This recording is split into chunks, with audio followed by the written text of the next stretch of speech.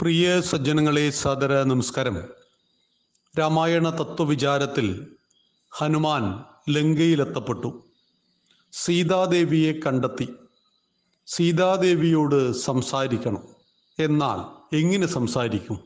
കാരണം പല രൂപത്തിലും ഭാവത്തിലും പ്രകോപനങ്ങളും ഭീഷണികളും പ്രലോഭനങ്ങളും തുടരുകയാണ് രാവണൻ. അതുകൊണ്ട് രാവണൻ അയച്ച ഏതോ ഒരു രാക്ഷസൻ വാനര രൂപത്തിൽ വന്നു എന്നല്ലേ സീത ധരിക്കുള്ളൂ. എന്നെ വിശ്വസിക്കുമോ? ഇതൊരു വലിയ ആശയക്കുഴപ്പമായി ഹനുമാന്.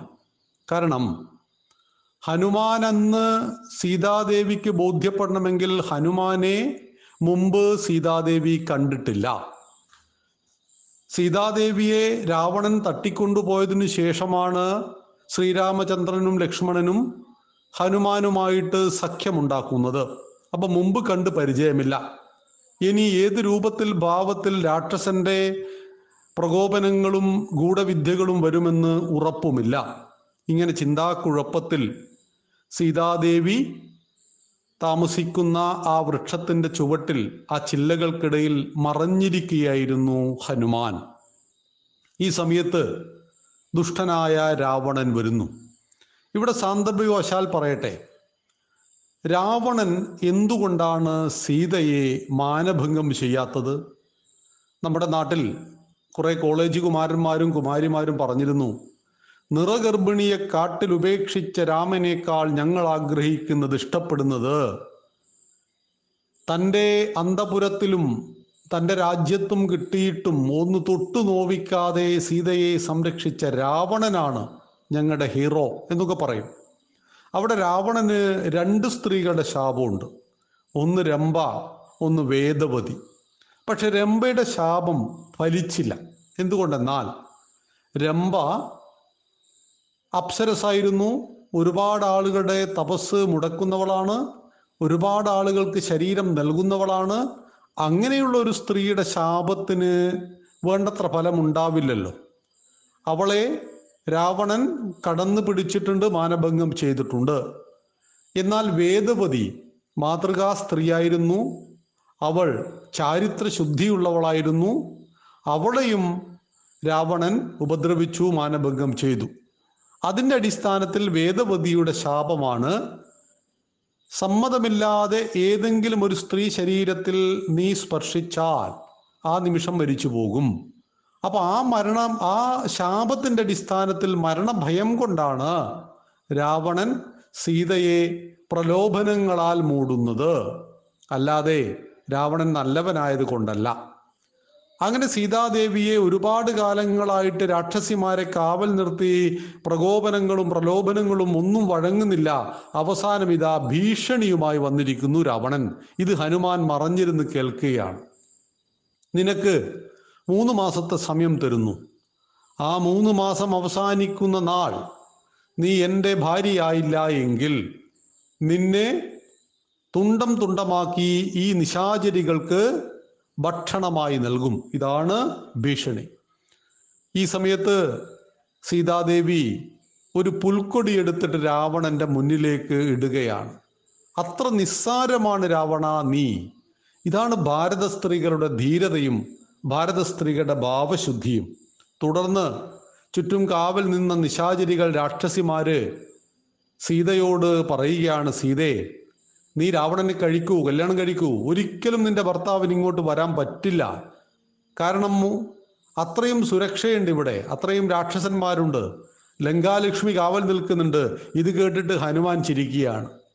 ഒരൊറ്റ അടി കൊണ്ട് ലങ്കാലക്ഷ്മിയെ ശാപമോക്ഷം കൊടുത്തിട്ട് മരത്തിന്റെ മുകളിൽ വന്നിരിക്കുന്നു ഹനുമാൻ.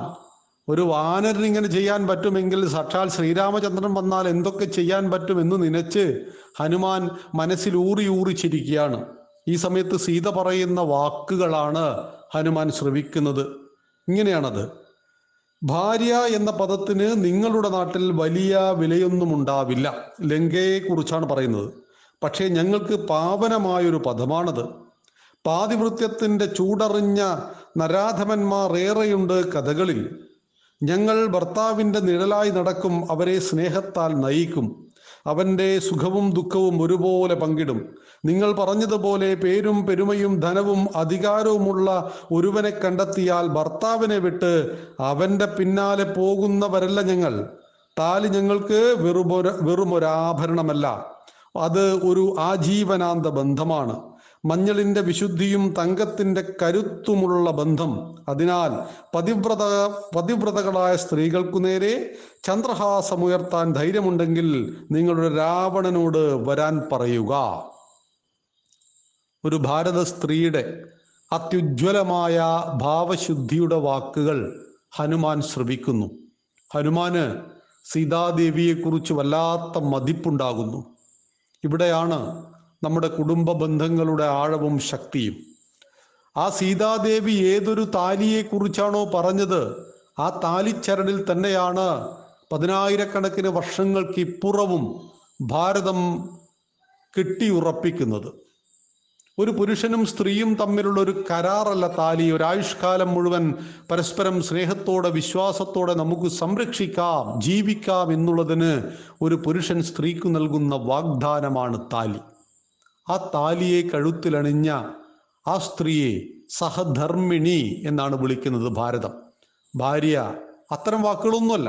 സഹധർമ്മിണി, ധാർമ്മിക കാര്യങ്ങളെ ഒന്നിച്ചു ചെയ്യുവാൻ ആത്മാവിൻ്റെ പകുതിയാണ് ഭാര്യ എന്ന സങ്കല്പത്തിൽ ആ ഭാര്യയുടെ തനി സ്വരൂപത്തെയാണ്, ഭാരത സ്ത്രീകളുടെ ഭാവശുദ്ധിയെയാണ് സീതാദേവിക്ക് തൊട്ടുമുകളിലിരുന്നു കൊണ്ട് ഹനുമാൻ ശ്രവിക്കുന്നത്.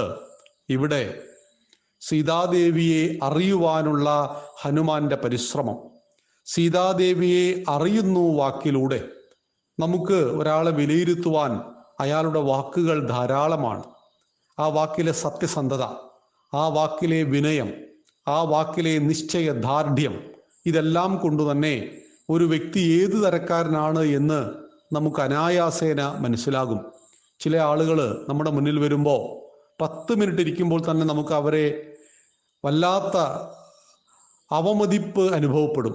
കാരണം ധാരാളം പരദൂഷണങ്ങളായിരിക്കും പറയുക, മറ്റുള്ളവരുടെ കുറ്റങ്ങളും കുറവുകളും പറയും, ധാരാളം തെറ്റുകൾ ചൂണ്ടിക്കാണിക്കും.